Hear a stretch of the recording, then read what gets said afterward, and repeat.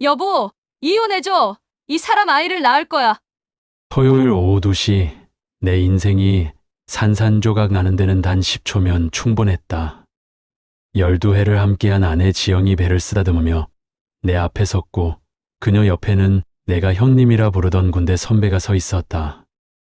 4달째 들어간 배는 분명히 불러 있었고 그 안의 생명은 내 아이가 아니었다. 왜냐하면 나는 2년 전 아내 몰래 정관 수술을 받았으니까. 지영이 내민 이혼 서류에는 재산분할 60%와 위자료 3천만 원이 적혀 있었고 박준혁 선배는 미안하다는 한마디로 20년 우정을 끝내려 했다. 그런데 이상한 건 내가 전혀 놀라지 않았다는 거다. 오히려 마음 한구석에선 드디어라는 안도감마저 들었다. 6개월 전부터 모아둔 증거들이 서재 서랍에 각했고 지영이 4명의 남자를 동시에 만나고 있다는 사실을 이미 알고 있었으니까. 새벽 5시 민수는 또 잠에서 깨어났습니다. 옆에서 곤히 잠든 아내 지영의 숨소리가 규칙적으로 들려왔죠. 조심스럽게 이불을 걷어내고 일어난 민수는 거실로 나왔습니다. 노트북을 켜고 온라인 뱅킹 사이트에 접속했어요. 이달 카드 명세서를 확인하는 것이 새벽 루틴이 된 지 벌써 6개월째였습니다. 화면에 뜬 숫자를 보고 민수는 한숨을 내쉬었습니다. 500만 원. 지난달보다 100만 원이나 더 늘어난 카드값이었죠. 네일샵 운영비라고 지영은 설명했지만 민수는 의구심을 떨칠 수 없었습니다.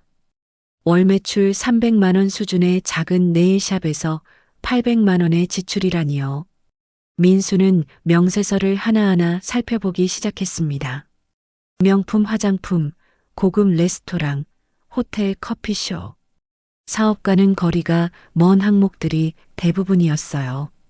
특히 매주 목요일마다 찍힌 호텔 레스토랑 결제 내역이 눈에 띄었습니다. 점심값치고는 너무 비싼 금액이었죠. 노트북을 닫으며 민수는 깊은 한숨을 내쉬었습니다. 12년 전 결혼할 때만 해도 지영은 소박하고 검소한 여자였어요. 민수보다 6살 어렸던 지영은 순수하고 밝은 성격으로 민수의 마음을 사로잡았었죠. 하지만 결혼 후 시간이 지날수록 지영은 변해갔습니다. 특히 3년 전 네일샵을 시작하면서부터는 완전히 다른 사람이 된 것 같았어요. 거실벽에 걸린 결혼 사진을 바라보며 민수는 씁쓸한 미소를 지었습니다. 사진 속 2사람은 행복해 보였어요. 하지만 지금의 민수는 그때와는 너무나 달랐습니다. 품질관리팀장이라는 직책은 있었지만 집에서는 그저 돈만 벌어다주는 기계 같은 존재가 된 것 같았죠. 휴대폰이 진동했습니다. 새벽 5시 반에 누가 메시지를 보낸 걸까요? 확인해 보니 회사 동료 김 과장이었습니다.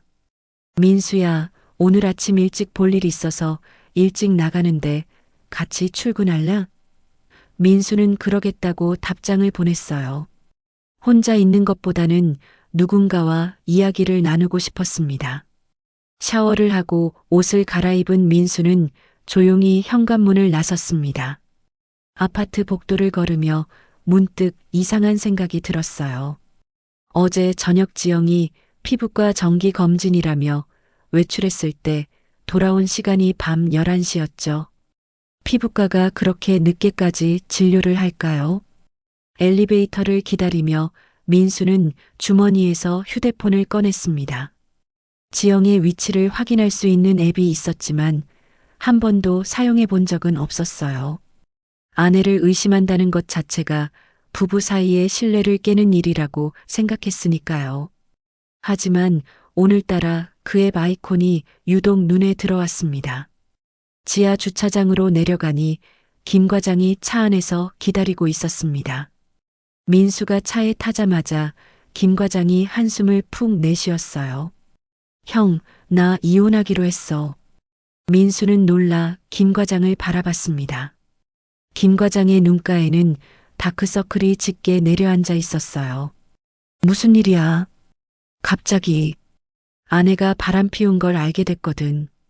그것도 내 친구랑. 민수의 가슴이 철렁 내려앉았습니다. 남의 일 같지 않았어요.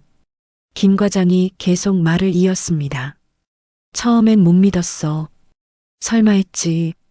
근데 증거가 너무 확실해. 탐정 고용해서 다 밝혀냈어. 차가 아파트 단지를 빠져나가며 민수는 창밖을 바라봤습니다. 어스름한 새벽 하늘이 점점 밝아오고 있었어요. 새로운 하루가 시작되고 있었지만 민수의 마음은 어둠 속에 갇혀 있는 것 같았습니다. 회사에 도착한 시간은 7시였습니다. 사무실은 텅 비어 있었어요. 민수는 자리에 앉아 컴퓨터를 켰습니다. 업무 메일을 확인하려 했지만 집중이 되지 않았어요. 김 과장의 이야기가 계속 머릿속을 맴돌았죠. 책상 서랍을 열어보니 작은 수첩이 하나 있었습니다. 민수가 1년 전부터 쓰기 시작한 일기장이었어요. 최근 페이지를 펼쳐보니 지영의 이상한 행동들을 적어놓은 메모가 가득했습니다. 새 옷, 새 가방, 늦은 귀가, 잦은 외출. 민수는 자신도 모르게 증거를 모으고 있었던 거였어요. 사무실 창밖으로 아침 햇살이 비치기 시작했습니다. 민수는 휴대폰을 꺼내 지영에게 메시지를 보냈어요. 오늘 저녁 같이 먹자. 할 이야기가 있어. 하지만 곧 메시지를 지워버렸습니다. 아직은 아니었어요. 확실한 증거 없이 의심만으로 아내를 추궁할 수는 없었으니까요. 9시 출근 시간이 되자 동료들이 하나둘 출근하기 시작했습니다. 민수는 평소처럼 미소를 지으며 인사를 나눴어요. 하지만 마음속 깊은 곳에서는 폭풍이 몰아치고 있었죠. 무언가 큰 일이 곧 일어날 것 같은 불안한 예감이 민수를 짓누르고 있었습니다. 점심시간이 되자 민수는 김 과장과 함께 회사 근처 백반집으로 향했습니다. 평소에는 구내식당을 이용했지만 오늘은 조용히 이야기를 나누고 싶었어요. 식당 구석자리에 앉은 두 사람은 한동안 말없이 반찬만 집어먹었습니다. 형, 내가 어떻게 알게 됐는지 들어볼래요? 김 과장이 젓가락을 내려놓으며 말했습니다. 민수는 고개를 끄덕였어요. 김 과장의 목소리가 떨리기 시작했습니다. 신용카드 명세서였어. 내가 모르는 호텔 결제가 있더라고. 처음엔 실수인가 했지. 근데 매달 있는 거야. 같은 날, 같은 시간에. 민수의 손이 미세하게 떨렸습니다. 자신도 비슷한 것을 발견했으니까요. 김 과장이 계속 말을 이었어요. 그날이 아내가 요가 수업 간다던 날이었어. 매주 목요일 오후. 목요일. 민수의 머릿속에서 경보음이 울렸습니다. 지영도 매주 목요일마다 외출했죠. VIP 고객 관리라는 명목으로요. 식당 TV에서 뉴스가 흘러나왔습니다. 최근 황혼이혼이 급증하고 있습니다. 전문가들은 경제적 자립이 가능해진 중년 여성들이 늘어난 것을 원인으로 보고 있는데요. 민수와 김 과장은 동시에 TV를 바라봤습니다. 화면에는 법원 앞에서 인터뷰하는 중년 남성이 나왔어요. 믿었던 사람한테 뒤통수 맞는 게 제일 아픕니다. 20년을 함께 살았는데 그게 다 거짓이었다니까요. 김 과장이 씁쓸하게 웃었습니다. 저 사람 심정 알 것 같아. 배신당한다는 게 얼마나 아픈지. 형도 조심해야 해요. 요즘 세상이 무서워. 민수는 대답 대신 물을 한 모금 마셨습니다. 목이 바짝 타들어가는 것 같았어요. 김 과장이 휴대폰을 꺼내 사진 한 장을 보여줬습니다. 이게 증거야. 탐정이 찍어준 사진. 사진 속에는 한 여자가 낯선 남자와 팔짱을 끼고 호텔로 들어가는 모습이 찍혀 있었습니다. 민수는 사진을 보며 가슴이 답답해졌어요. 만약 지영도 이런 일을 하고 있다면 어떻게 해야 할까요? 회사로 돌아오는 길 민수의 휴대폰이 울렸습니다. 지영이었어요. 여보, 오늘도 늦을 것 같아. 고객이 저녁 약속 잡자고 해서. 그래. 조심해서 들어와. 전화를 끊고 나서 민수는 이상한 점을 발견했습니다. 전화 뒤편에서 남자 목소리가 희미하게 들렸던 것 같았어요. 지영아, 여기야라는 목소리였죠. 오후 회의 시간 민수는 집중할 수가 없었습니다. 부서장이 품질 개선 방안에 대해 열변을 토하고 있었지만 민수의 머릿속은 온통 지영 생각뿐이었어요. 회의가 끝나고 부서장이 민수를 불렀습니다. 정 팀장, 요즘 무슨 일 있어? 얼굴이 안 좋아 보이는데. 아닙니다. 그저 피곤해서요. 그래. 정 팀장은 우리 부서의 기둥이야. 건강관리 잘해. 아, 그리고 정 팀장 부인 네일샵 잘 되나? 우리 와이프도 거기 다니는데 너무 좋다고 하더라고. 민수는 억지로 미소를 지었습니다. 부서장의 아내도 지영의 네일샵에 다닌다니. 그럼 지영의 행동에 대해 뭔가 알고 있을지도 모르겠다는 생각이 들었어요. 퇴근 시간이 되자 민수는 평소와 달리 곧장 집으로 가지 않았습니다. 대신 지영의 네일샵 근처 카페로 향했어요. 창가 자리에 앉아 네일샵을 바라봤습니다. 6시 정각 네일샵 문이 열리고 지영이 나왔어요. 그런데 혼자가 아니었습니다. 검은색 벤츠가 네일샵 앞에 멈췄고 지영이 자연스럽게 조수석에 탔습니다. 민수는 급하게 카페를 나와 택시를 잡았어요. 저 벤츠 따라가 주세요. 기사님이 이상한 눈빛으로 민수를 봤지만 아무 말 없이 벤츠를 따라갔습니다. 벤츠는 시내 특급 호텔로 들어갔어요. 민수의 손이 떨리기 시작했습니다. 호텔 로비에서 지영과 남자가 나란히 엘리베이터로 향하는 것을 봤습니다. 남자의 얼굴이 익숙했어요. 어디서 봤더라. 아, 맞다. 작년 회사 워크숍 때 왔던 피트니스 센터 사장이었습니다. 박준혁? 민수의 군대 선임이기도 했죠. 민수는 다리에 힘이 빠져 로비 소파에 주저앉았습니다. 머릿속이 하얗게 변했어요. 선임과 아내가 도저히 믿을 수 없는 현실이었죠. 손님 괜찮으세요?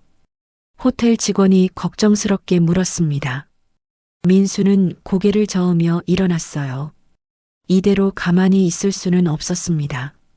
집으로 돌아온 민수는 서재로 들어갔습니다.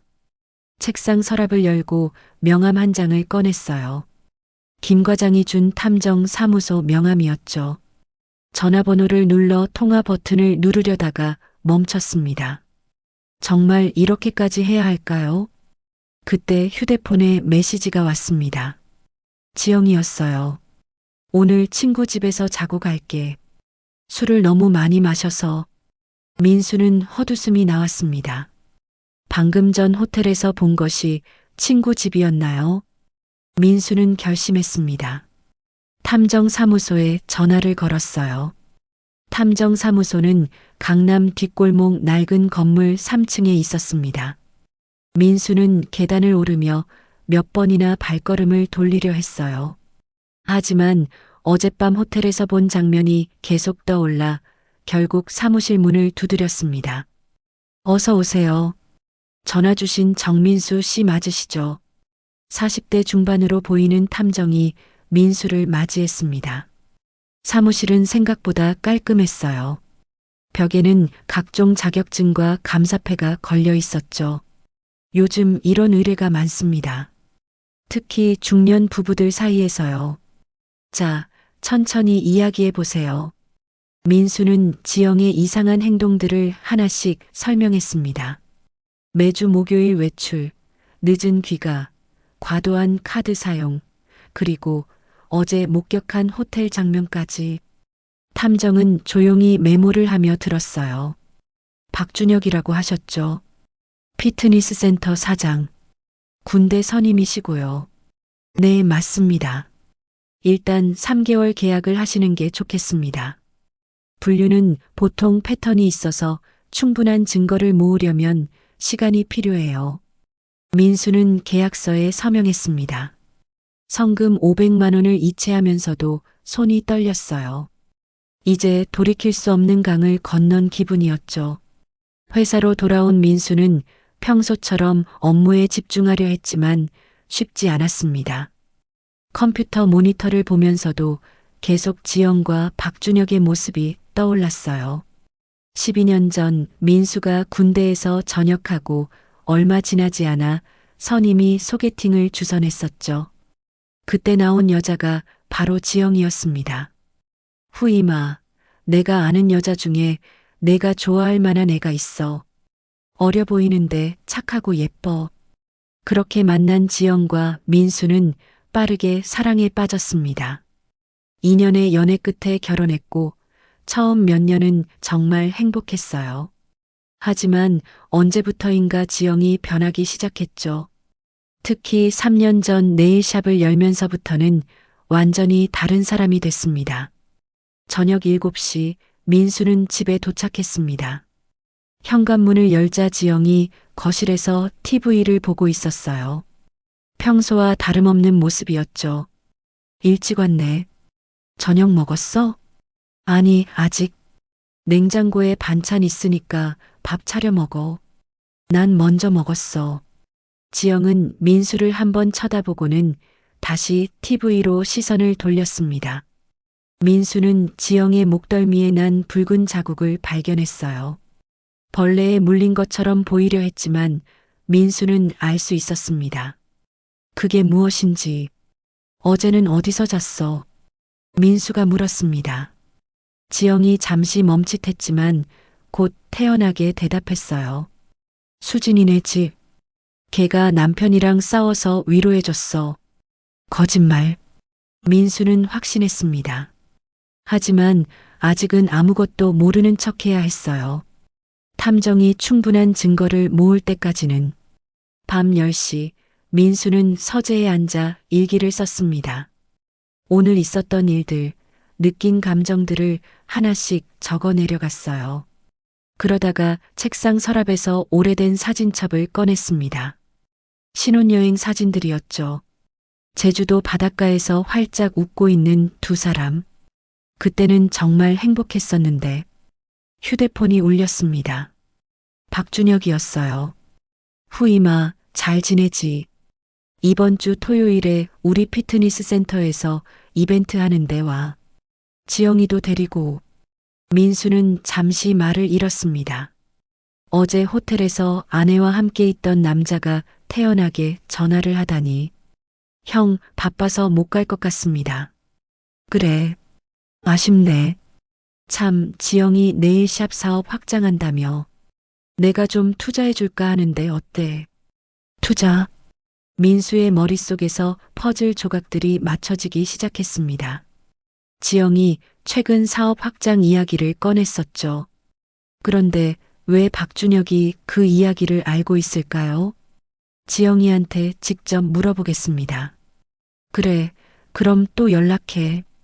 전화를 끊고 민수는 깊은 한숨을 내쉬었습니다. 모든 것이 거짓으로 둘러싸인 것 같았어요. 믿었던 선임도 사랑했던 아내도. 다음 날 아침 민수는 일부러 늦게 일어났습니다. 지영이 먼저 나가기를 기다렸죠. 지영이 현관문을 나서자마자 민수는 지영의 옷장을 열어봤어요. 최근에 산 것으로 보이는 고급 속옷들, 명품 가방들이 가득했습니다. 민수가 사준 것들이 아니었어요. 그 중에서도 특히 눈에 띄는 것은 100만 원이 넘는 명품 시계였습니다. 뒷면에 각인이 되어 있었어요. 영원한 사랑 J. H. J. H는 누구일까요? 박준혁일까 아니면 또 다른 누군가일까요? 2024년 9월 둘째 주 토요일 오후 2시 민수는 거실 소파에 앉아 노트북으로 회사 보고서를 작성하고 있었습니다. 평범한 주말 오후였죠. 창밖으로는 가을 햇살이 따스하게 비치고 있었고 아파트 단지 놀이터에서는 아이들의 웃음소리가 들려왔어요. 현관문이 열리는 소리가 났습니다. 민수는 고개를 들어 시계를 확인했어요. 2시 15분. 지영이 미용실 간다고 나간 지 3시간 만이었죠. 그런데 발걸음 소리가 이상했습니다. 평소 지영의 가벼운 발소리가 아니라 무거운 구두 소리가 함께 들렸어요. 민수가 노트북을 닫으며 일어서려는 순간 지영이 거실로 들어왔습니다. 그런데 혼자가 아니었어요. 박준혁이 함께 있었죠. 민수는 순간 자신의 눈을 의심했습니다. 더 충격적인 것은 지영의 모습이었어요. 배가 불러 있었습니다. 임신한 것이 분명해 보였죠. 앉아 있어. 할 이야기가 있어. 지영의 목소리는 차가웠습니다. 평소의 상냥한 말투는 온데간데 없었어요. 민수는 다시 소파에 앉았습니다. 다리에 힘이 빠지는 것 같았죠. 지영이 가방에서 서류 봉투를 꺼내 탁자 위에 놓았습니다. 봉투 겉면에는 법무법인 이름이 인쇄되어 있었어요. 지영이 서류를 꺼내며 말했습니다. 이혼하자. 협의 이혼으로 깔끔하게. 민수는 서류를 보며 현실감이 사라지는 것을 느꼈습니다. 이혼 협의서, 재산 분할 60%, 위자료 3천만 원, 양육권 포기. 글자들이 눈앞에서 흐릿하게 번져갔어요. 왜? 갑자기. 민수의 목소리가 떨렸습니다. 박준혁이 지영 옆에 서서 민수를 내려다봤어요. 미안한 표정이었지만 단호해 보였죠. 미안하다 후이마. 하지만 우리는 진짜 사랑을 찾았어. 진짜 사랑. 그 말이 민수의 가슴에 비수처럼 꽂혔습니다. 그럼 지난 12년은 가짜였단 말인가요? 민수는 지영을 바라봤어요. 지영은 배를 쓰다듬으며 말했습니다. 4개월이야. 준혁 오빠 아이. 민수의 머릿속이 빠르게 계산을 했습니다. 4개월 전이면 5월. 그때 지영이 친구들과 제주도 여행 간다고 했었죠. 사실은 박준혁과 함께였던 건가요? 얼마나 됐어? 둘이 만난 지. 민수가 간신히 물었습니다. 지영이 한숨을 쉬며 대답했어요. 작년 여름부터야. 너도 눈치챘잖아. 매주 목요일마다 나갔던 거. 작년 여름. 민수는 기억을 더듬었습니다. 회사 워크숍으로 박준혁의 피트니스 센터에 갔던 때였어요. 지영도 함께 갔었죠. 그때부터였구나. 민수는 자조적인 웃음이 나왔습니다. 당신이 우리를 소개시켜줬잖아. 기억나? 군대 선임이라고, 좋은 사람이라고.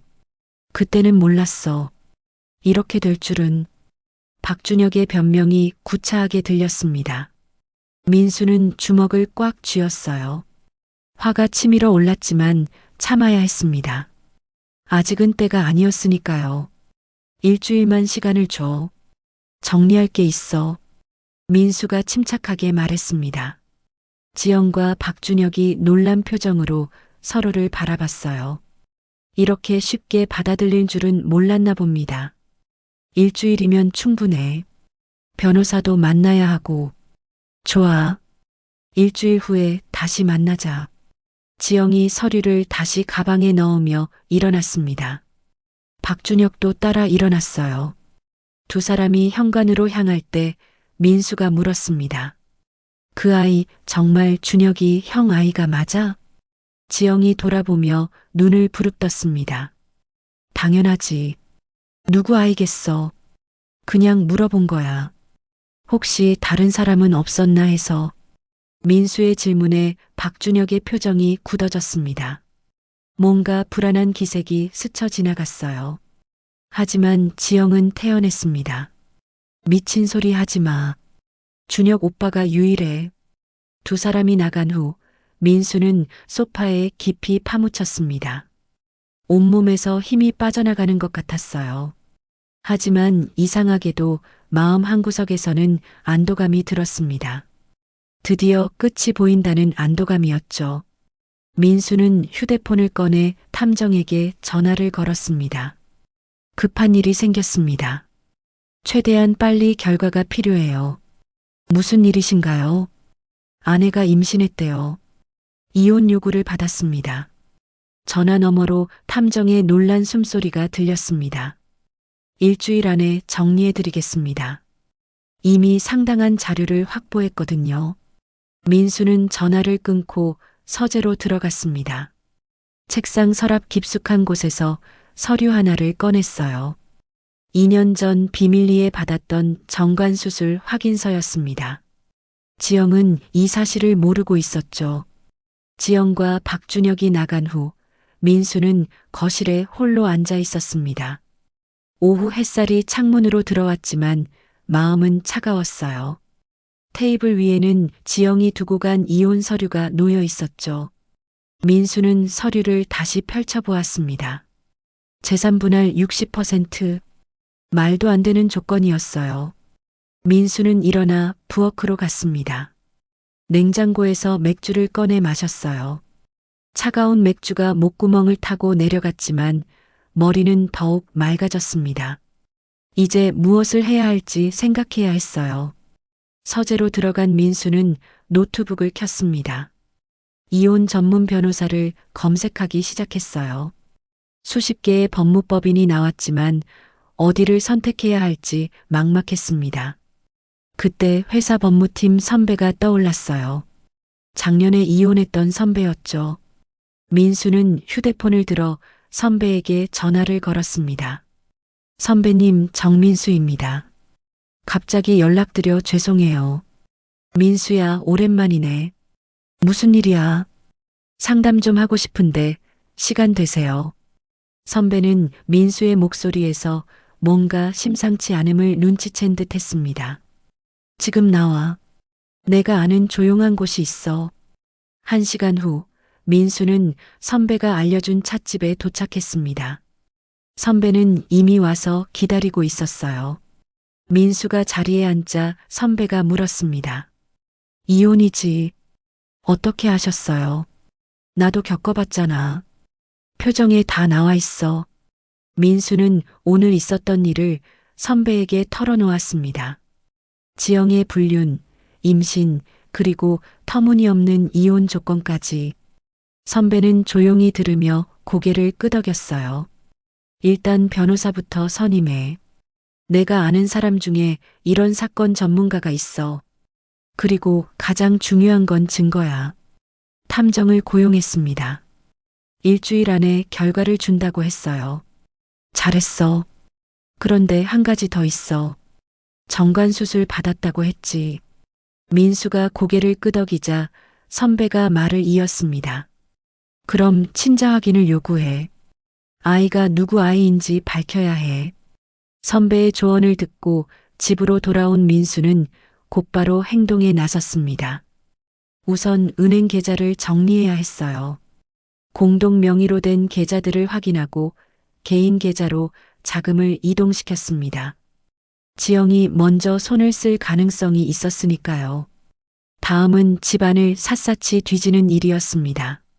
지영의 물건들 사이에서 증거가 될 만한 것들을 찾아야 했어요. 옷장, 화장대, 서랍장을 하나씩 열어봤습니다. 화장대 서랍에서 피임약 포장지를 발견했습니다. 이상했어요. 임신했다면서 왜 피임약이 있을까요? 포장지를 보니 최근까지 복용한 흔적이 있었죠. 그리고 그 옆에는 임신 테스트기가 여러 개 있었습니다. 사용한 것들이었는데 음성과 양성이 섞여 있었어요. 민수는 휴대폰으로 사진을 찍었습니다. 이것도 증거가 될 수 있을 거예요. 계속 뒤지다가 지영의 다이어리를 발견했습니다. 잠금 장치가 있었지만 민수는 비밀번호를 알고 있었어요. 지영의 생일이었죠. 다이어리를 펼쳐보니 충격적인 내용들이 가득했습니다. 박준혁과의 만남뿐만 아니라 다른 이니셜들도 등장했어요. S, H, M, J, T, Y. 각각 다른 날짜에 하트 표시와 함께 적혀 있었죠. 5월 15일 H와 호텔. 최고의 밤. 6월 8일 J가 명품백 선물. 감동. 7월 20일 Y와 클럽. 미친 듯이 즐거웠다. 민수의 손이 떨렸습니다. 박준영만이 아니었어요. 최소 서너 명의 남자가 더 있었던 겁니다. 민수는 다이어리를 들고 서재로 갔어요. 스캔을 떠서 파일로 저장했죠. 밤 10시가 되자 지영이 집에 들어왔습니다. 민수는 거실에서 TV를 보는 척했어요. 지영은 민수를 힐끔 보더니 안방으로 들어갔습니다. 서로 아무 말도 하지 않았죠. 민수는 소파에 누워 천장을 바라봤습니다. 일주일.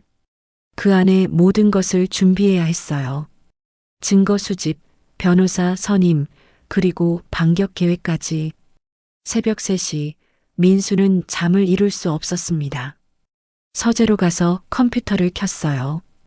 이혼 관련 판례들을 검색하기 시작했습니다.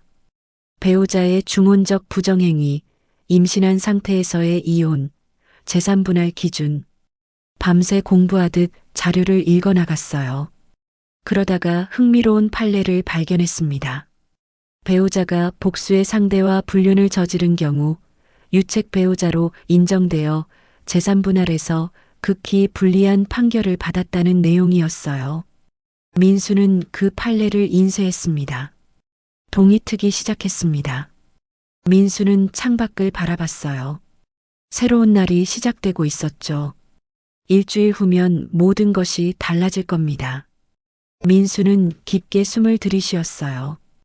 이제 반격을 준비할 시간이었습니다. 일요일 아침, 민수는 탐정사무소로 향했습니다. 급하게 만나자는 탐정의 연락을 받았기 때문이었어요. 사무소에 도착하니 탐정이 심각한 표정으로 기다리고 있었습니다. 정민수 씨, 예상보다 상황이 복잡합니다. 일단 이것부터 보세요.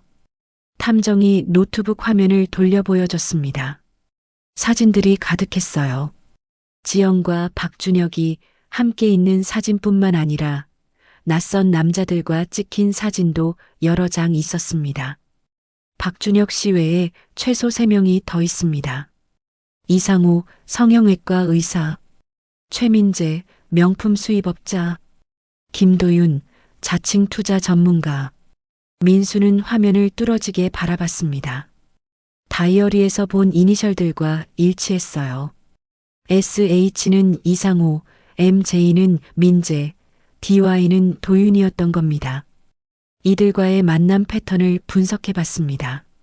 월요일은 이상우, 화요일은 최민재, 목요일은 박준혁, 금요일은 김도윤. 규칙적이에요. 민수는 어이가 없어 헛웃음이 나왔습니다. 지영이 요일별로 남자를 만나고 있었다니. 탐정이 계속 설명했어요. 더 충격적인 건 이겁니다. 지영 씨가 각자에게 다른 이야기를 하고 있어요. 박준혁에게는 첫사랑이라고, 이상호에게는 불행한 결혼 생활을 하고 있다고, 최민재에게는 이혼 소송 중이라고, 김도윤에게는 독신이라고 속였습니다. 민수는 주먹을 꽉 쥐었습니다. 분노가 치밀어 올랐지만 동시에 통쾌하기도 했어요. 이제 확실한 증거가 생긴 거니까요. 이 자료들을 정리해서 내일까지 보고서로 만들어주세요. 법적 증거로 쓸 수 있게요. 알겠습니다. 그리고 한 가지 더 있습니다. 탐정이 서류 한 장을 건넸습니다. 지영의 산부인과 진료 기록이었어요. 어떻게 이걸? 합법적인 경로로 입수했습니다. 보시면 아시겠지만 임신 주수가 일치하지 않아요. 지영 씨는 4개월이라고 했지만 실제로는 5개월입니다. 5개월? 그럼 4월에 임신한 거였어요. 그 시기에 민수와 지영은 관계가 없었습니다. 민수가 정관 수술을 받은 후였으니까요. 탐정 사무소를 나온 민수는 곧바로 변호사 사무실로 향했습니다. 선배가 소개해준 변호사는 50대 초반의 여성이었어요. 이혼 전문 변호사로 20년 경력이 있다고 했죠. 자료를 보니 상당히 유리한 상황이네요.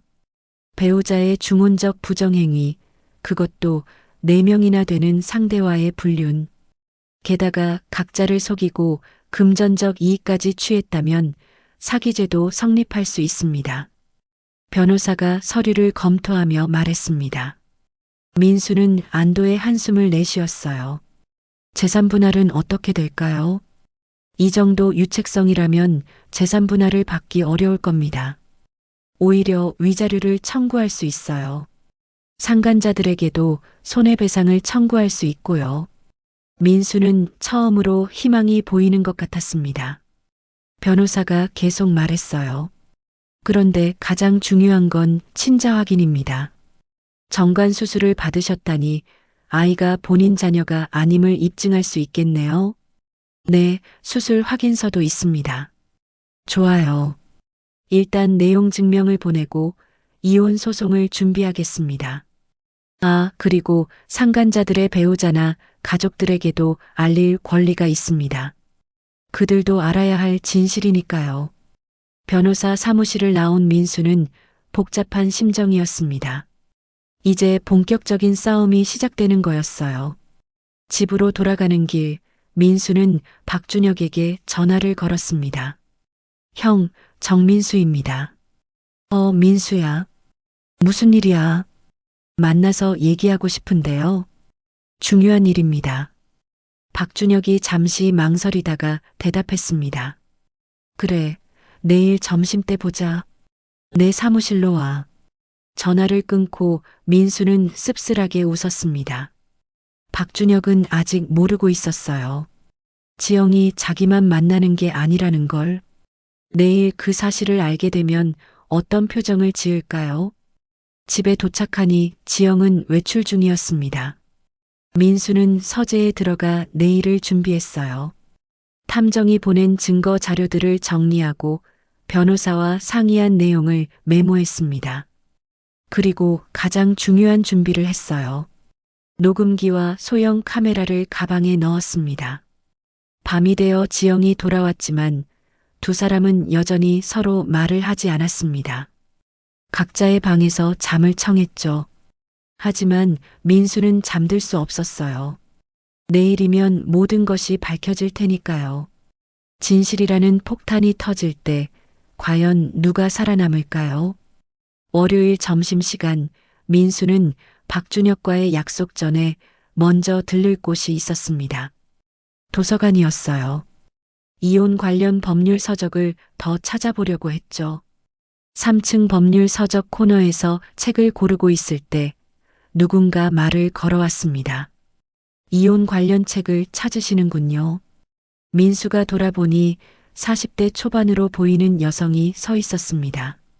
도서관 사서 명찰을 달고 있었어요. 이름은 윤서희였죠. 아, 네. 일 때문에 필요해서요. 민수가 둘러댔지만 서희는 민수의 표정에서 뭔가를 읽은 듯 했습니다. 조용히 미소를 지으며 말했어요. 이쪽으로 오세요. 더 도움이 될 만한 책들이 있습니다. 서희를 따라간 곳은 도서관 한쪽 구석이었습니다. 거기엔 이혼뿐만 아니라 새로운 시작, 마음의 치유 같은 책들도 함께 있었어요. 법률 서적도 중요하지만 이런 책들도 도움이 될 거예요. 마음의 준비가 가장 중요하거든요. 서희가 책 한 권을 건넸습니다. 상처받은 나를 위한 처방전이라는 제목이었어요. 민수는 책을 받으며 서희를 다시 봤습니다. 따뜻한 눈빛이었어요. 경험자시군요. 민수의 말에 서희가 작게 웃었습니다. 2년 전에 이혼했어요. 그때 이 도서관에서 많은 위로를 받았죠. 그래서 사서가 됐고요. 두 사람은 잠시 침묵 속에 서 있었습니다. 같은 상처를 가진 사람들 사이에 흐르는 묘한 공감대가 있었어요. 시간 되시면 차라도 한잔 하실래요? 도서관 1층에 작은 카페가 있어요. 민수는 시계를 봤습니다. 박준혁과의 약속까지는 아직 1시간이 남아 있었어요. 좋습니다. 카페는 조용했습니다. 평일 낮이라 사람이 거의 없었어요.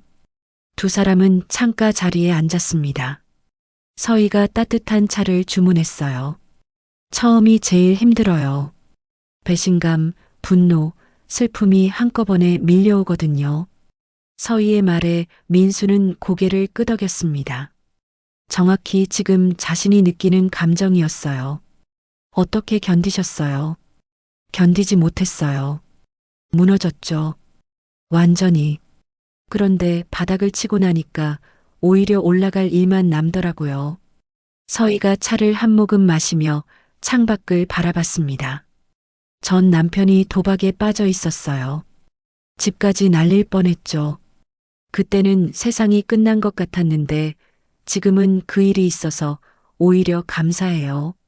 진짜 제 인생을 찾았거든요.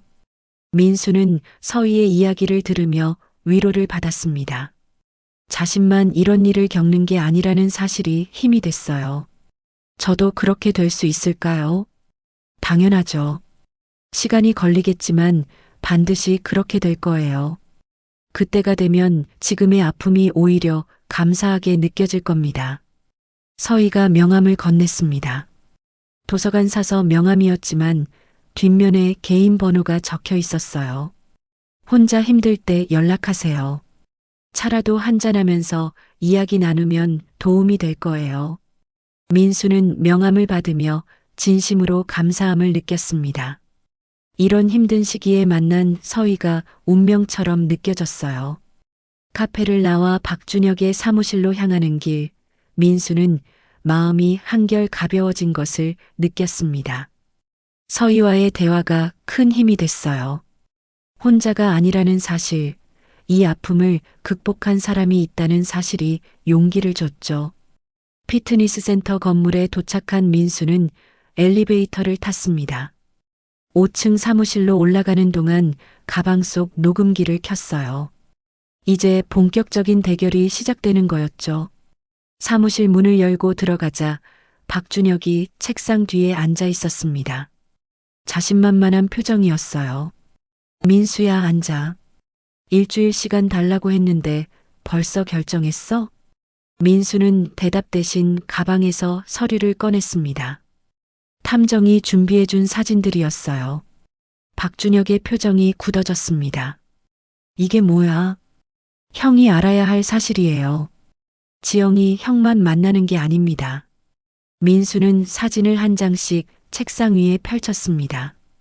지영과 이상호가 호텔에 들어가는 사진, 최민재와 명품샵에서 나오는 사진, 김도윤과 클럽에서 춤추는 사진. 박준혁의 얼굴이 창백해졌습니다.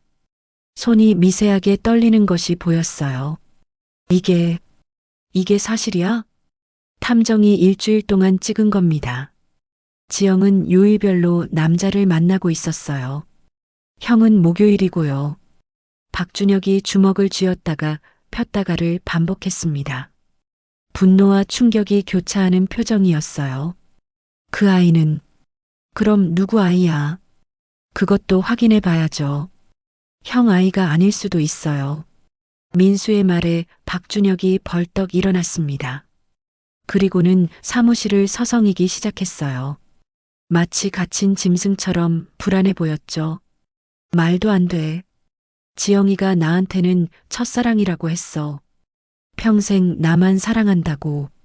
민수는 냉정하게 대답했습니다. 이상호한테는 불행한 결혼 생활을 하고 있다고 했대요. 최민재한테는 이혼 소송 중이라고. 김도윤한테는 독신이라고 했고요. 박준혁이 무너지듯 의자에 앉았습니다. 민수는 그런 박준혁을 보며 복잡한 감정을 느꼈어요. 한때는 존경했던 선임이었는데 박준혁과의 만남을 마치고 나온 민수는 묘한 해방감을 느꼈습니다. 이제 시작이었어요. 탐정에게 전화를 걸었습니다. 최종 보고서가 완성됐습니다. 지금 받으실 수 있나요? 네, 지금 갈게요. 탐정 사무소에 도착한 민수는 두꺼운 보고서를 받았습니다. 100페이지가 넘는 분량이었어요. 탐정이 요약 설명을 시작했습니다. 지영 씨는 체계적으로 4명의 남성을 관리하고 있었습니다. 각자에게 다른 캐릭터를 연기했어요. 심지어 통장도 따로 관리했습니다. 탐정이 은행 거래 내역을 보여줬습니다. 각 남자 이름으로 된 통장이 있었어요. 박준혁 통장에는 매달 500만 원씩 입금되고 있었고, 이상호 통장에는 300만 원, 최민재 통장에는 400만 원, 김도윤 통장에는 200만 원이 들어왔습니다. 월 1,400만 원이 넘는 돈을 받고 있었네요. 민수는 어이가 없어 웃음이 나왔습니다. 네일샵 수입보다 훨씬 많은 돈이었어요. 더 놀라운 건 이겁니다. 탐정이 다른 자료를 꺼냈습니다. 네일샵 직원의 증언 녹음이었어요. 사장님은 가게에 일주일에 2~3번 정도만 나와요. 대부분은 직원들이 운영하죠. 그런데도 VIP 고객 관리한다고 나가시는데 저희는 그런 VIP 고객 명단을 본 적이 없어요. 민수는 모든 퍼즐이 맞춰지는 것을 느꼈습니다. 지영은 네일샵을 알리바이로 사용하고 있었던 거였어요. 그날 저녁 민수는 중요한 결정을 했습니다. 이상호, 최민재, 김도윤의 가족들에게도 진실을 알려야 한다고 생각했어요. 변호사와 상의한 끝에 각자의 배우자에게 연락하기로 했습니다. 먼저 이상호의 병원을 검색했습니다. 성형외과 전문의로 강남에서 개업한 의사였어요. 홈페이지에는 행복한 가족 사진이 올라와 있었습니다. 아내와 2아이가 있었죠. 민수는 병원에 전화를 걸었습니다. 이상호 원장님, 부인과 통화할 수 있을까요? 중요한 일입니다. 접수 직원이 망설이다가 전화를 돌려줬습니다. 잠시 후 여성의 목소리가 들렸어요. 저는 이상호 원장 아내인데요. 무슨 일이시죠? 민수는 조심스럽게 말을 꺼냈습니다. 죄송하지만 직접 만나서 말씀드려야 할 것 같습니다. 원장님과 관련된 중요한 일이에요. 약속을 잡고 전화를 끊은 민수는 다음으로 최민재를 검색했습니다. 명품 수입업을 하는 사업가였어요. 회사 홈페이지에는 대표이사 인사말과 함께 가족 경영을 강조하는 문구가 있었습니다. 민수는 회사로 전화를 걸어 비서를 통해 최민재의 아내와 연락이 닿았습니다. 역시 중요한 일이 있다고 전하고 약속을 잡았어요. 마지막으로 김도윤을 검색했는데 의외의 사실을 발견했습니다. 김도윤은 미혼이었어요. 하지만 약혼자가 있다는 기사를 발견했습니다. 대기업 임원의 딸과 약혼했다는 내용이었죠. 민수는 약혼자의 연락처를 어렵게 구했습니다. 역시 만나자고 약속을 잡았어요. 다음 날 민수는 이상호의 아내를 먼저 만났습니다. 호텔 라운지였어요. 30대 후반의 단아한 여성이었습니다. 무슨 일인지 말씀해 주세요. 민수는 조심스럽게 사진을 꺼냈습니다. 이상호와 지영이 함께 있는 사진이었어요. 여성의 얼굴이 굳어졌습니다. 이게 언제 찍은 건가요? 최근 한 달간 찍은 겁니다. 매주 월요일마다 만나고 있었어요. 이상호의 아내는 눈물을 흘렸습니다. 하지만 이내 눈물을 닦고 단호한 표정을 지었어요. 증거 자료를 주실 수 있나요? 제가 알아서 처리하겠습니다. 민수는 준비해온 자료를 건넸습니다. 이상호의 아내는 자료를 받고 일어났어요. 알려주셔서 감사합니다. 제가 바보였네요. 그 다음은 최민재의 아내였습니다. 40대 초반의 여성으로 화려한 차림이었어요. 민수가 자료를 보여주자 크게 동요하지 않았습니다. 알고 있었어요. 남편이 바람 피운다는 거. 단지 누군지 몰랐을 뿐이죠. 그럼 이제 확실한 증거가 생겼네요.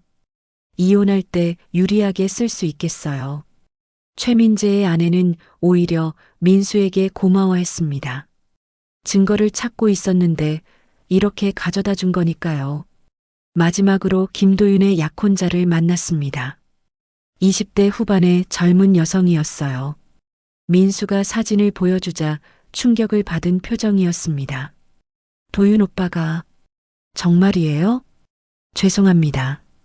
하지만 알려드려야 한다고 생각했어요. 김도윤의 약혼자는 한참을 울었습니다. 그리고는 결심한 듯 고개를 들었어요. 약혼 파기하겠어요. 결혼 전에 알게 돼서 다행이에요. 목요일 저녁 민수는 결전의 시간을 준비했습니다. 양가 부모님을 모두 초청해 저녁 식사를 하기로 했어요. 지영도 모르는 일이었죠. 민수가 부모님 결혼기념일이라고 거짓말을 했으니까요. 고급 한정식 레스토랑 개별실을 예약했습니다.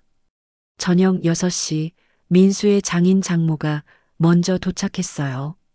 지영의 부모님은 60대 중반으로 은퇴한 교사 출신이었죠. 민수야, 오랜만이네. 지영이는 안 왔니? 곧 올 겁니다. 어머님, 아버님 건강은 어떠세요? 그럭저럭 지내지. 근데 오늘이 무슨 날이라고 했더라. 민수가 대답하려는 순간 문이 열렸습니다. 지영이 들어왔어요. 그런데 혼자가 아니었습니다. 박준혁과 함께였죠. 어머, 엄마, 아빠. 왜 여기 계세요? 지영이 당황한 표정을 지었습니다. 박준혁도 상황을 파악하지 못한 듯 어리둥절해 했어요. 민수가 오늘 저녁 먹자고 해서 왔지. 근데 이 사람은 누구니? 장인이 박준혁을 보며 물었습니다. 지영이 말을 더듬기 시작했어요. 아, 이 사람은 사업 파트너예요. 사업 파트너가 왜 가족 모임에 오는 거니? 장모의 날카로운 질문에 지영이 얼굴이 빨개졌습니다. 그때 민수가 일어섰어요. 다 앉으세요. 오늘 모신 이유가 있습니다. 민수는 가방에서 서류를 꺼냈습니다. 그리고 프로젝터를 켰어요. 미리 준비해 둔 거였죠. 화면에 사진이 하나씩 나타나기 시작했습니다. 이게 뭐니? 지영아, 이게 무슨... 장인의 목소리가 떨렸습니다. 화면에는 지영이 여러 남자와 찍힌 사진들이 나오고 있었어요. 호텔 출입 사진, 팔짱 낀 사진, 키스하는 사진까지. 아빠, 이건 오해야. 지영이 변명하려 했지만 민수가 말을 이었습니다. 지영은 저와 결혼한 상태에서 4명의 남자를 동시에 만나고 있었습니다. 박준혁 씨, 이상호 씨, 최민재 씨, 김도윤 씨. 박준혁의 얼굴이 굳어졌습니다. 민수가 이미 알려줬지만 다시 들으니 분노가 치밀어 오르는 것 같았어요. 그리고 지영이 임신했다고 하는데 이 아이는 제 아이가 아닙니다. 민수가 정관수술 확인서를 꺼내 보였습니다. 장모가 충격을 받아 손으로 입을 가렸어요. 그럼 누구 아이란 말이니? 그걸 확인하려면 친자 검사를 해야 합니다. 4명 모두요. 박준혁이 벌떡 일어났습니다. 얼굴이 불그락푸르락했어요. 지영, 이게 사실이야. 나한테도 거짓말한 거야. 오빠 아니야. 오빠가 유일해. 다른 사람들은 그냥 만났다고. 돈 받으면서. 민수가 통장 거래 내역을 화면에 띄웠습니다. 각 남자 이름으로 된 통장과 입금 내역들이 선명하게 보였어요. 장인이 일어섰습니다. 노한 표정이었어요. 지영아, 너 정말 이런 짓을 한 거니? 우리가 그렇게 가르쳤니? 아빠, 그만. 더 이상 듣고 싶지 않다. 장인이 비틀거리며 자리를 떴습니다. 장모가 부축하며 따라 나갔어요. 지영이 부모님을 부르며 쫓아가려 했지만 박준혁이 팔을 잡았습니다. 설명해. 지금 당장. 오빠 잘못했어. 미안해. 미안하다고. 나한테 첫사랑이라고 했잖아. 평생 나만 사랑한다고. 박준혁의 목소리에 배신감이 가득했습니다. 지영은 눈물을 흘리며 변명했어요. 오빠를 사랑해. 정말이야. 다른 사람들은 의미 없어. 의미 없다고. 그럼 왜 만난 거야? 돈 때문이야. 민수는 조용히 자리를 떴습니다. 이제 지영과 박준혁이 해결할 문제였어요. 복도로 나오니 장인 장모가 벤치에 앉아 있었습니다. 장모는 울고 있었고 장인은 넋이 나간 표정이었어요. 아버님, 어머님, 죄송합니다. 민수야, 내가 뭘 잘못했니? 우리가 미안하지. 장인이 민수의 손을 잡았습니다. 거친 손이었지만 따뜻했어요. 그동안 고생 많았구나. 우리 딸 때문에. 괜찮습니다. 이혼해라. 우리가 뭐라 하지 않을게. 아니, 오히려 응원한다. 장모도 눈물을 닦으며 고개를 끄덕였습니다. 지영이를 우리가 잘못 키웠나 봐. 정말 미안하다. 민수는 두 분을 위로하며 택시를 불러들였습니다. 그리고 다시 레스토랑으로 돌아왔어요. 개별실 문 밖에서 지영과 박준혁의 언쟁이 들렸습니다. 이혼해. 당장. 오빠, 제발. 한 번만 용서해줘. 용서. 4명이랑 바람 피운 걸 용서하라고. 가족 모임이 있은 지 사흘 후 민수는 회사에서 이상한 분위기를 감지했습니다. 동료들이 수군거리며 민수를 쳐다봤어요. 뭔가 심상치 않은 일이 벌어지고 있었죠. 점심시간 김 과장이 민수를 조용히 불렀습니다. 형, 이상한 소문이 돌고 있어요. 형이 정신병원에 다닌다는 소문이요. 뭐라고? 민수는 어이가 없었습니다. 그런 사실이 없는데 어떻게 그런 소문이 날 수 있을까요? 인사팀에도 제보가 들어갔대요. 형이 망상 장애가 있다고. 아내를 스토킹하고 있다고. 민수는 즉시 상황을 파악했습니다. 지영과 그 남자들의 반격이 시작된 거였어요. 그날 오후 인사팀장이 민수를 불렀습니다. 정 팀장, 이상한 제보가 들어왔는데 해명 좀 해주세요. 인사팀장이 서류를 보여줬습니다. 익명의 제보였지만 내용이 구체적이었어요. 민수가 정신과 치료를 받고 있으며 아내에게 폭력을 행사한다는 내용이었죠. 사실이 아닙니다. 오히려 제가 피해자예요. 그렇다면 증명을 해주셔야 합니다. 회사 이미지에 관련된 문제라서요. 민수는 변호사에게 연락해 상황을 설명했습니다. 변호사는 즉시 대응하겠다고 했어요. 퇴근 후 집으로 가는 길, 민수는 누군가 따라오는 것을 느꼈습니다. 뒤를 돌아보니 낯선 남자 둘이 있었어요. 민수가 걸음을 빨리 하자 그들도 속도를 높였습니다. 민수는 근처 편의점으로 들어갔습니다. 그리고 경찰에 신고했어요. 누군가 저를 미행하고 있습니다. 경찰이 출동했지만 남자들은 이미 사라진 후였습니다. 민수는 불안한 마음으로 집에 도착했어요. 그런데 현관문 앞에 뭔가 붙어 있었습니다. 나쁜 남편, 아내를 괴롭히는 정신병자, 빨간 스프레이로 쓴 낙서였습니다. 민수는 즉시 사진을 찍고 경찰에 신고했어요. 다음 날 아침 더 충격적인 일이 벌어졌습니다. 회사 온라인 게시판에 민수를 비난하는 글이 올라왔어요. 민수가 아내를 감금하고 폭행한다는 내용이었죠.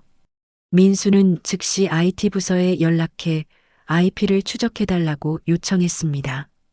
결과는 놀라웠어요. 박준혁의 피트니스 센터에서 작성된 글이었죠. 민수는 증거를 들고 인사팀장을 찾아갔습니다. 이 글은 박준혁이라는 사람이 작성한 겁니다. 제 아내와 불륜 관계인 사람이에요. 인사팀장이 놀란 표정을 지었습니다. 민수는 탐정 보고서를 보여줬어요. 오히려 제가 피해자입니다. 아내가 4명의 남자와 불륜을 저질렀고 이제 저를 모함하고 있는 겁니다. 하지만 인사팀장은 난감한 표정을 지었습니다. 정 팀장, 이해는 하지만 회사 입장도 있어요. 이미 소문이 퍼진 상태라서. 그럼 어떻게 하라는 겁니까? 당분간 휴직을 하는 게 어떨까요? 사태가 진정될 때까지. 민수는 분노가 치밀어 올랐지만 참았습니다. 지금 감정적으로 대응하면 더 불리해질 수 있었어요. 집으로 돌아온 민수는 변호사에게 전화했습니다. 명예훼손과 무고죄로 고소하겠습니다. 좋은 생각입니다. 증거도 충분하고요. 그런데 한 가지 조심하셔야 할 게 있어요. 뭔가요? 상대방이 조직적으로 움직이고 있는 것 같습니다. 신변 보호에 신경 쓰세요. 그날 밤 민수는 잠을 이룰 수 없었습니다. 4명의 남자가 연합해서 자신을 공격하고 있었어요. 회사에서의 지위도 위태로웠고 명예도 실추되고 있었죠. 하지만 민수는 포기하지 않았습니다. 오히려 이런 공격이 그들의 죄책감과 두려움을 보여주는 증거라고 생각했어요. 새벽 2시 민수의 휴대폰이 울렸습니다. 모르는 번호였어요. 정민수 씨. 낮은 남자 목소리였습니다. 누구세요? 그만하는 게 좋을 거야. 더 이상 파고들면 후회하게 될 거야. 협박입니까? 충고야. 우리가 4명이라는 거 알지? 너 혼자서 어떻게 이길래? 전화가 끊어졌습니다. 민수는 통화 내용을 녹음해뒀어요. 이것도 증거가 될 수 있을 테니까요. 다음 날 민수는 탐정을 다시 만났습니다. 그들이 연합했군요. 예상했던 일입니다. 어떻게 해야 할까요? 각계격파해야 합니다. 가장 약한 고리부터 공략하는 거죠. 탐정이 자료를 펼쳤습니다. 김도윤이 가장 취약합니다. 약혼 파기로 대기업과의 연줄이 끊어졌고 투자 실패로 빚더미에 앉아 있어요. 그를 먼저 무너뜨리면 나머지도 흔들릴 겁니다. 월요일 아침 민수는 회사로 출근하지 못했습니다. 인사팀으로부터 공식적인 휴직 통보를 받았기 때문이었어요. 15년간 다닌 회사에서 하루아침에 쫓겨난 기분이었죠. 민수는 사무실에 가서 짐을 정리해야 했습니다. 경비원이 동행했어요. 마치 죄인처럼 취급받는 것 같았죠. 사무실에 들어서자 동료들의 시선이 따가웠습니다. 누군가는 동정의 눈빛을, 누군가는 의심의 눈빛을 보냈어요. 책상 서랍을 정리하며 민수는 씁쓸함을 느꼈습니다. 15년의 세월이 담긴 물건들이었어요. 첫 승진 때 받은 명함, 프로젝트 성공 기념품, 동료들과 찍은 사진들. 정 팀장님 힘내세요. 신입사원 하나가 조용히 다가와 속삭였습니다. 민수는 고개를 끄덕였어요. 적어도 모든 사람이 자신을 의심하는 건 아니라는 게 위안이 됐죠. 박스를 들고 회사를 나오는데 휴대폰이 울렸습니다. 탐정이었어요. 김도윤이 움직였습니다. 빚쟁이들에게 쫓기고 있어요. 민수는 예상했던 일이었습니다. 김도윤은 약혼 파기 후 투자금을 돌려줘야 했는데 이미 다 날린 상태였어요.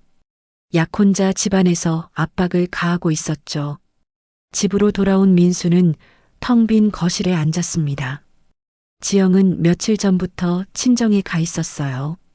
아마 돌아오지 않을 것 같았죠. 그때 초인종이 울렸습니다. 문을 열어보니 택배였어요. 발신인을 확인하니 법원이었습니다. 민수는 불안한 마음으로 봉투를 열었어요. 가처분 신청서였습니다. 지영이 민수를 상대로 접근금지 가처분을 신청한 거였어요. 민수가 스토킹과 협박을 했다는 내용이었죠. 민수는 어이가 없어 웃음이 나왔습니다. 오히려 자신이 협박을 받고 있는데 지영이 먼저 법적 조치를 취하다니요. 변호사에게 연락하니 예상했던 일이라고 했습니다. 선제 공격을 한 겁니다. 하지만 우리에게는 증거가 있으니 걱정 마세요. 하지만 민수의 상황은 계속 악화되고 있었습니다. 은행에서 연락이 왔어요. 대출 상환을 독촉하는 전화였죠. 지영이 공동 명의로 받은 대출이었는데 지영이 상환을 거부하고 있었습니다. 저희로서는 연대 보증인인 고객님께 청구할 수밖에 없습니다. 민수는 통장을 확인했습니다. 잔액이 바닥을 보이고 있었어요. 변호사 비용과 탐정 비용으로 대부분을 썼기 때문이었죠. 저녁이 되자 민수는 동네 편의점에서 컵라면을 사왔습니다. 혼자 먹는 저녁이 서글펐어요. TV를 켜니 뉴스에서 경제위기 이야기가 나오고 있었죠. 밤 10시 민수는 침대에 누웠지만 잠이 오지 않았습니다. 천장을 바라보며 생각했어요. 어떻게 여기까지 왔을까? 평범한 가장이었던 자신이 어떻게 이런 나락으로 떨어졌을까? 휴대폰을 확인하니 메시지가 와 있었습니다. 회사 동료들이었어요. 힘내. 진실은 밝혀질 거야. 정 팀장님을 믿어요. 이 모든 게 지나갈 거예요. 작은 위로였지만 민수에게는 큰 힘이 됐습니다. 아직 자신을 믿어주는 사람들이 있다는 게 감사했어요. 다음 날 민수는 친구들에게 연락을 해봤습니다. 하지만 대부분 전화를 받지 않았어요. 몇 명은 받았지만 어색한 분위기였죠. 민수야, 미안한데 당분간 연락하지 말자. 상황이 복잡한 것 같아서 나중에 연락할게. 민수는 전화를 끊고 혼자 웃었습니다. 진짜 친구가 누구인지 알게 되는 순간이었어요. 오후가 되자 민수는 도서관으로 갔습니다. 집에만 있으면 미칠 것 같았거든요. 그곳에서 윤서희를 다시 만났어요. 안색이 안 좋으세요. 많이 힘드신가 봐요. 서희의 따뜻한 말에 민수는 그만 눈물이 났습니다. 그동안 참아왔던 감정이 터져 나온 거였어요. 모든 걸 잃었어요. 직장도 명예도 친구들도. 서희가 민수의 손을 잡았습니다. 아직 끝나지 않았어요. 제가 바닥을 쳤을 때도 그렇게 생각했지만 거기서부터 다시 시작할 수 있었어요. 서희의 위로가 민수에게는 한 줄기 빛과 같았습니다. 캄캄한 터널 끝에 보이는 작은 불빛처럼요. 새벽 3시 민수는 한강다리 위를 걷고 있었습니다. 차가운 바람이 얼굴을 때렸어요. 다리 난간을 잡고 아래를 내려다봤습니다. 검은 물결이 소용돌이치고 있었죠. 이렇게 끝내면 편할까? 순간적으로 그런 생각이 들었습니다. 모든 고통이 끝날 것 같았어요. 더 이상 싸울 힘도 이유도 없는 것 같았죠. 민수는 난간을 더 세게 잡았습니다. 손가락 마디가 하얗게 변했어요. 그때 주머니에서 뭔가 떨어졌습니다. 서희가 빌려준 책이었어요. 바람에 날려 떨어지려는 것을 간신히 잡았죠. 책갈피에 메모가 끼워져 있었습니다. 서희의 글씨였어요. 희망은 늘 있습니다. 가장 어두운 순간이 새벽이 오기 직전이라고 하죠. 포기하지 마세요. 민수는 메모를 읽고 또 읽었습니다. 눈물이 흘러내렸어요. 이렇게 자신을 걱정해주는 사람이 있는데 어떻게 포기할 수 있을까요? 민수는 다리에서 내려왔습니다. 그리고 휴대폰을 꺼냈어요. 119에 전화를 걸었습니다. 도와주세요. 제가 위험한 생각을 하고 있어요. 구급차가 도착했고 민수는 응급실로 이송됐습니다. 의료진이 민수를 진찰했어요. 극도의 스트레스와 우울증 증세가 있다고 했죠. 입원 치료를 권합니다만. 아니요. 통원 치료를 받겠습니다. 민수는 입원을 거부했습니다. 지금 입원하면 지영 측에서 그걸 빌미로 삼을 게 뻔했어요. 정신병원 입원 기록은 치명적인 약점이 될 수 있었죠. 정신과 상담실에서 의사가 민수의 이야기를 들었습니다. 처음부터 끝까지 모든 것을 털어놨어요. 의사는 조용히 들으며 고개를 끄덕였죠. 복수를 생각하고 계신가요? 의사의 질문에 민수는 잠시 생각했습니다. 아니요. 그저 진실이 밝혀지길 원해요. 좋은 생각입니다. 복수는 자신도 파괴하거든요. 하지만 정의를 추구하는 것은 다릅니다. 의사는 민수에게 항우울제를 처방했습니다. 그리고 일주일에 한 번씩 상담을 받으러 오라고 했어요. 병원을 나온 민수는 서희에게 문자를 보냈습니다. 메모 덕분에 살았어요. 고맙습니다. 곧바로 답장이 왔습니다. 차 한잔 하실래요? 기다릴게요. 민수는 서희의 찻집으로 갔습니다. 새벽 5시였지만 서희는 문을 열고 기다리고 있었어요. 많이 힘드셨죠? 서희가 따뜻한 차를 내려줬습니다. 캐모마일 차였어요. 마음을 안정시켜준다고 했죠. 죽고 싶었어요. 정말로. 민수의 고백에 서희가 고개를 끄덕였습니다. 저도 그랬어요. 2년 전 이혼할 때 세상이 끝난 것 같았죠. 서희가 자신의 이야기를 시작했습니다. 남편의 도박 중독, 빚더미, 폭력까지 서희가 겪은 고통도 만만치 않았어요. 어느 날 한강에 갔어요. 민수 씨처럼. 그런데 거기서 노숙자 할아버지를 만났죠. 서희가 잠시 멈췄다가 말을 이었습니다. 할아버지가 그러시더라고요. 아가씨, 죽으면 내일의 해를 못 봐. 내일은 오늘과 다를 거야. 그 말이 왜 그렇게 마음에 와닿던지. 민수는 서희의 이야기를 들으며 위안을 받았습니다. 자신만 고통받는 게 아니었어요. 그리고 그 고통을 이겨낸 사람이 바로 앞에 있었죠. 어떻게 이겨내셨어요? 하루하루 살았어요. 오늘 하루만 살자. 내일은 내일 생각하자. 그렇게 하루씩 살다 보니 2년이 지났네요. 서희가 민수의 손을 잡았습니다. 따뜻한 온기가 전해졌어요. 민수 씨도 할 수 있어요. 하루씩만 사세요.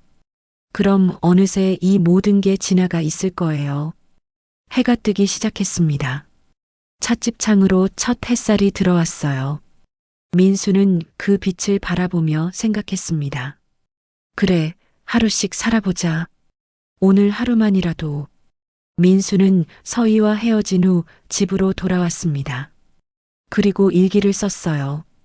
2024년 9월 25일. 나는 살기로 했다. 복수가 아닌 정의를 위해. 나 자신을 위해. 그리고 날 믿어주는 사람들을 위해. 10월 첫째 주 월요일 민수는 법원에서 연락을 받았습니다. 친자 확인 검사 결과가 나왔다는 것이었어요. 변호사와 함께 법원으로 갔습니다. 판사가 봉투를 열며 결과를 읽었습니다. 검사 결과 태아의 생물학적 아버지는 박준혁 씨, 이상호 씨, 최민재 씨, 김도윤 씨 모두 아닌 것으로 확인됐습니다. 법정에 침묵이 흘렀습니다. 지영의 얼굴이 새하얗게 질렸어요. 박준혁은 믿을 수 없다는 표정으로 지영을 바라봤죠. 그럼 누구 아이란 말이야? 박준혁의 외침에 지영은 대답하지 못했습니다.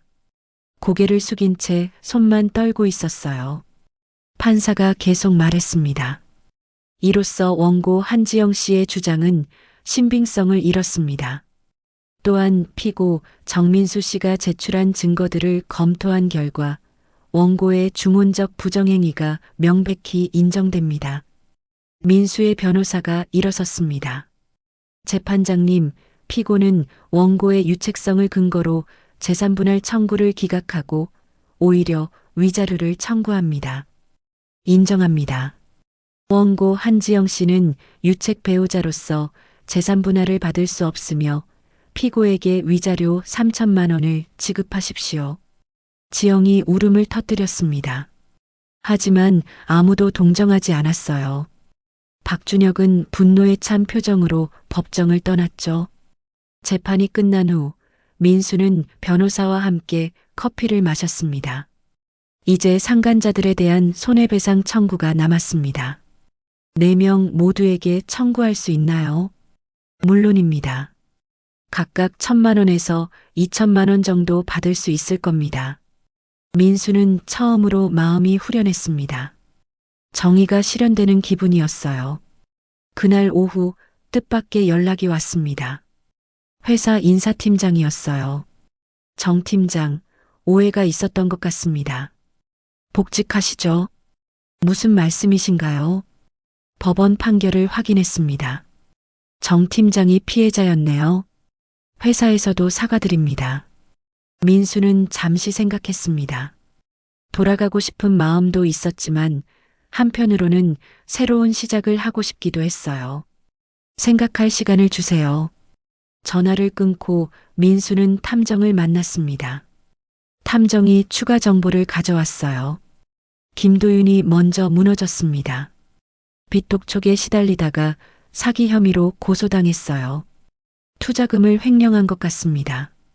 다른 사람들은요? 이상호는 병원에서 징계를 받았습니다. 불륜 스캔들이 퍼져서 환자들이 떠나고 있어요. 최민재는 아내와 이혼 소송 중이고 사업도 부진합니다. 민수는 복수심이 아니라 안도감을 느꼈습니다. 정의가 실현되고 있었어요. 그리고 박준혁은 탐정이 잠시 멈췄다가 말했습니다. 피트니스 센터 2개를 아내에게 넘기고 이혼했습니다. 나머지 하나도 곧 처분할 것 같아요. 민수는 박준혁을 생각하니 복잡한 감정이 들었습니다. 한때는 존경했던 선임이었는데 이렇게 끝나다니요. 저녁이 되자 민수는 서희의 찻집을 찾았습니다. 오늘의 결과를 알려주고 싶었어요. 축하해요. 드디어 진실이 밝혀졌네요. 서희가 진심으로 기뻐해줬습니다. 민수는 그런 서희를 보며 마음이 따뜻해졌어요. 이제 뭘 하실 건가요? 새로운 시작을 하려고요. 회사는 그만둘 생각이에요. 좋은 결정이에요. 어떤 일을 하고 싶으세요? 민수는 잠시 생각했습니다. 그동안 바쁘게 살면서 정작 자신이 뭘 원하는지 생각해 본 적이 없었어요. 사람들을 돕는 일을 하고 싶어요. 저처럼 어려움을 겪는 사람들을 위해서요. 서희가 미소를 지었습니다. 멋진 생각이에요. 응원할게요. 그날 밤 민수는 오랜만에 편안하게 잠들었습니다. 악몽 같던 시간이 끝나고 있었어요. 이제 정말로 새로운 시작을 할 수 있을 것 같았죠. 2025년 1월 민수는 명예퇴직 서류에 서명했습니다. 퇴직금과 위자료를 합치니 새로운 시작을 하기에 충분한 자금이 모였어요. 민수는 오래전부터 생각해온 사업을 시작하기로 했습니다. 실버 디지털 아카데미. 시니어들을 위한 IT 교육센터였어요. 스마트폰 사용법부터 키오스크 이용, 온라인 뱅킹까지 디지털 시대에서 소외된 어르신들을 돕는 일이었죠. 작은 사무실을 임대하고 컴퓨터 10대를 들여놓았습니다. 처음엔 수강생이 5명 뿐이었어요. 하지만 민수는 정성을 다해 가르쳤습니다. 자, 이렇게 손가락을 대고 살짝 미는 거예요. 스와이프라고 해요. 70이 넘은 할머니가 스마트폰을 만지며 신기해했습니다. 아이고, 이제야 손자 사진을 크게 볼 수 있네. 수강생들의 미소가 민수에게는 큰 보람이었어요. 회사에서는 느낄 수 없었던 진짜 만족감이었죠. 한 달이 지나자 입소문이 났습니다. 수강생이 20명으로 늘었어요. 2달째는 50명이 됐죠. 지역 노인복지관에서도 연락이 왔습니다. 우리 복지관에서도 강의 좀 해주실 수 있나요? 민수는 기꺼이 승낙했습니다. 이제 혼자서는 감당이 안 돼 강사를 더 채용했어요. IT 업계에서 은퇴한 시니어들이었죠. 그들도 일할 곳이 필요했으니까요. 어느 날 특별한 손님이 찾아왔습니다. 지영의 부모님이었어요. 민수야, 우리가 할 말이 있어서 왔다. 장인 장모는 많이 늙어 보였습니다. 지영의 일로 고생이 많았나 봐요. 지영이가 아이를 낳았어. 그런데 장모가 눈물을 흘렸습니다. 아이 아버지가 누군지 모른대. DNA 검사를 더 해봤는데도 못 찾았어. 민수는 복잡한 심정이었습니다. 한때는 가족이었던 사람들이니까요. 지영이는 지금 친정에서 아이 키우고 있어. 내일 샵은 폐업했고 우리가 돌봐주고 있지. 장인이 봉투를 하나 꺼냈습니다. 이건 우리 마음이다. 지영이가 진 빚이라고 생각해. 민수는 봉투를 거절했습니다. 받을 수 없습니다. 법적으로 다 정리됐어요. 그래도 우리 마음이 편치 않아. 민수는 두 분을 위로하며 돌려보냈습니다. 그들도 피해자였으니까요. 3월이 되자 민수의 교육센터는 지역에서 유명해졌습니다. 지역 신문에도 소개됐어요. IT 전문가의 따뜻한 나눔, 실버 디지털 아카데미. 기사를 본 서희가 찾아왔습니다. 손에는 꽃다발을 들고 있었어요. 축하해요. 정말 멋진 일을 하고 계시네요. 서희 씨 덕분이에요. 그때 포기하지 말라고 해주셔서. 두 사람은 자연스럽게 손을 잡았습니다. 그동안 우정으로 시작했던 관계가 조금씩 변하고 있었어요. 저녁 같이 할래요. 민수의 제안에 서희가 수줍게 웃었습니다. 좋아요. 두 사람은 작은 이탈리안 레스토랑으로 갔습니다. 와인을 마시며 이야기를 나눴어요. 사실 처음 만났을 때부터 뭔가 느낌이 있었어요. 서희의 고백에 민수도 용기를 냈습니다. 저도요. 하지만 그때는 너무 힘든 시기라. 알아요. 그래서 기다렸어요. 두 사람은 서로를 바라보며 미소 지었습니다. 상처받은 영혼들이 서로를 치유하며 사랑을 시작하는 순간이었어요. 한편 민수의 적들은 각자 대가를 치르고 있었습니다. 김도윤은 사기죄로 구속됐습니다. 투자금을 횡령한 것이 드러났죠. 재판에서 징역 2년을 선고받았어요. 이상호는 의료사고를 일으켰습니다. 불륜 스캔들로 정신이 없던 중 수술 실수를 한 거였어요. 병원은 문을 닫았고 의사 면허도 정지됐죠. 최민재는 아내와의 이혼으로 재산의 대부분을 잃었습니다. 명품 사업도 실패했어요. 빚더미에 앉아 파산 신청을 했죠. 박준혁은 모든 것을 잃고 지방으로 내려갔습니다. 작은 헬스장에서 트레이너로 일한다는 소문이 들렸어요. 7월 민수는 서희와 함께 제주도로 여행을 갔습니다. 두 사람의 첫 여행이었어요. 바닷가를 걸으며 민수가 말했습니다. 고마워요. 제게 다시 사랑할 수 있는 용기를 줘서. 저도 고마워요. 다시 믿을 수 있는 사람을 만나서. 두 사람은 손을 꼭 잡았습니다. 석양이 바다를 붉게 물들이고 있었어요. 2025년 7월 어느 화창한 아침, 민수는 실버 디지털 아카데미에서 수업을 준비하고 있었습니다. 이제는 수강생이 100명을 넘어섰어요. 정부 지원 사업에도 선정되어 안정적인 운영이 가능해졌죠. 민수 선생님, 오늘 수업 뭐예요?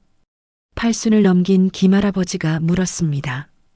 민수의 첫 수강생 중 한 분이었어요. 오늘은 영상통화하는 법을 배울 거예요. 할아버지, 미국에 계신 손자랑 얼굴 보면서 통화하실 수 있게 될 겁니다. 아이고, 그럼 좋겠네. 맨날 목소리만 들었는데. 수강생들의 기대에 찬 눈빛을 보며 민수는 미소를 지었습니다.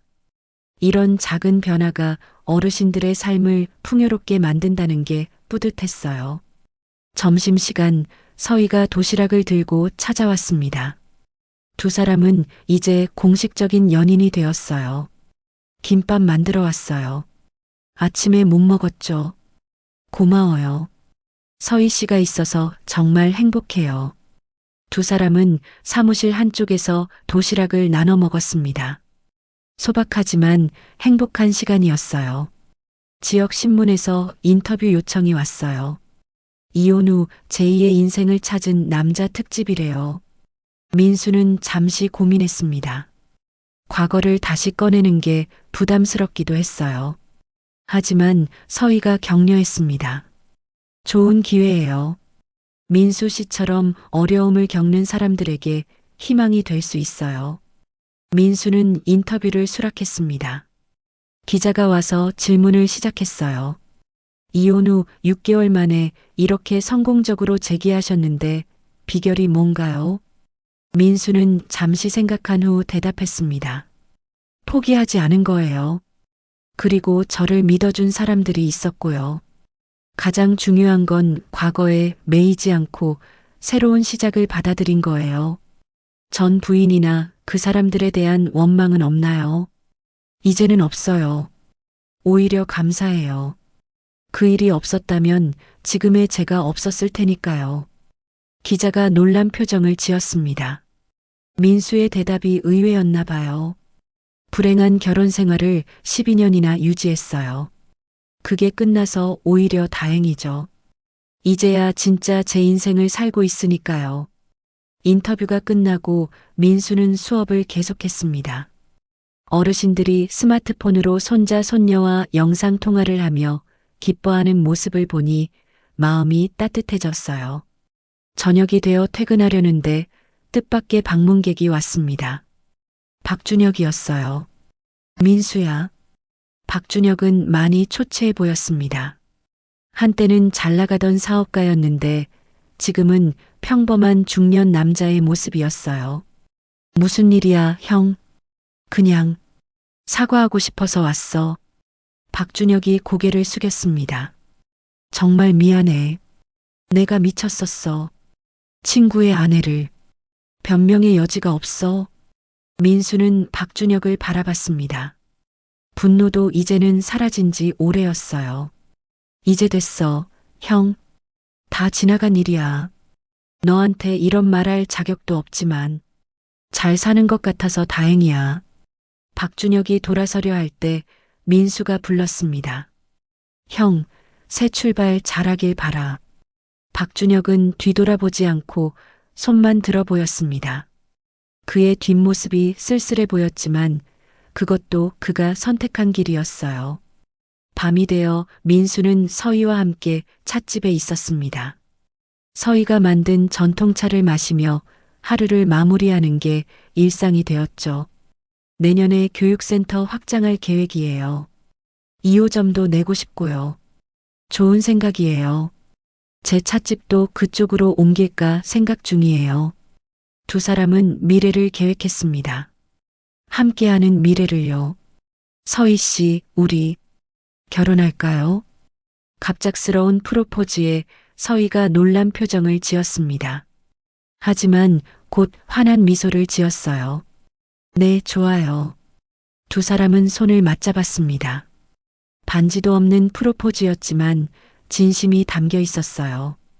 민수는 창밖을 바라봤습니다. 도시의 불빛들이 반짝이고 있었어요. 1년 전만 해도 상상할 수 없었던 풍경이었죠.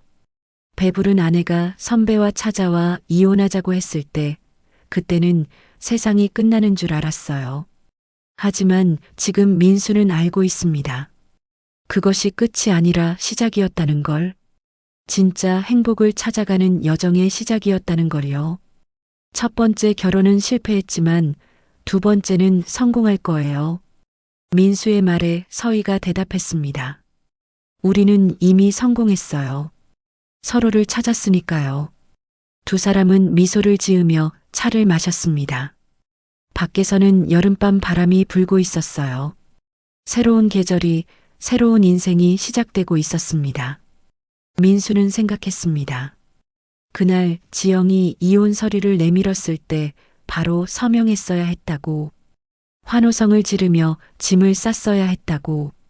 그랬다면 더 일찍 이 행복을 찾을 수 있었을 텐데. 하지만 후회는 없습니다. 모든 과정이 필요했으니까요. 그 아픔과 고통이 있었기에 지금의 행복이 더욱 소중한 거니까요. 이제 민수는 매일 아침 감사하며 일어납니다.